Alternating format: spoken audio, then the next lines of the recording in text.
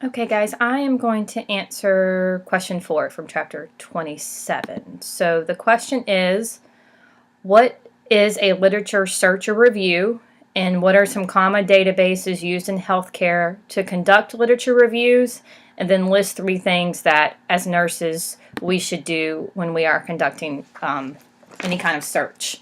So the book defines literature searches provide an effective means of researching primary research in a logical and systematic manner.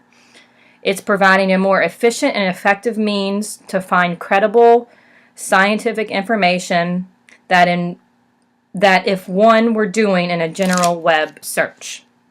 And then it talks about, in the book, there are some primary databases for searching nursing literature, and it lists the 3 common ones, which one is the Cumulative Index to Nursing and Allied Health Literature.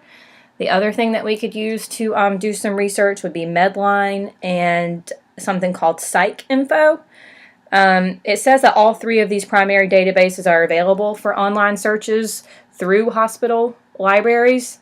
It talks about one particular, which is Medline, which is something that is free of charge through the National Library of Medicine and PubMed's website. So it's something that as nurses we could use while we're at work to search information that we needed to treat our patients.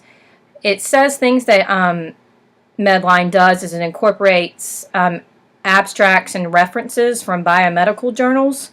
So those are things that being a biomedical journal is something that we could use to relate to the type of patient that we're caring for. So you could pick a journal topic that may be relevant to the type of patient that you're treating.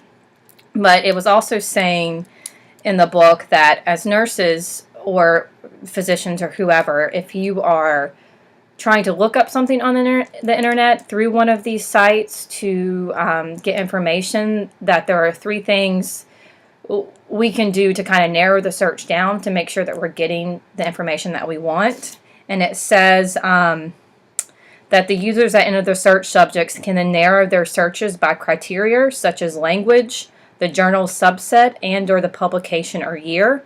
And it just says, for example, Medline users can limit the search to nursing journals or to research projects, depending on what you're looking for.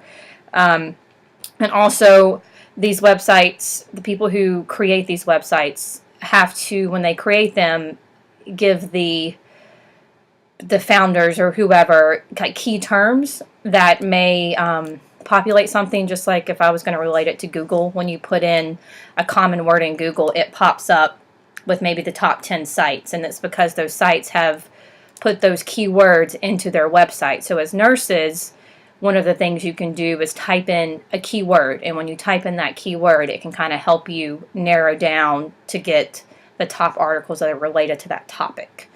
And I think that pretty much answers the question. Hope this helps, guys.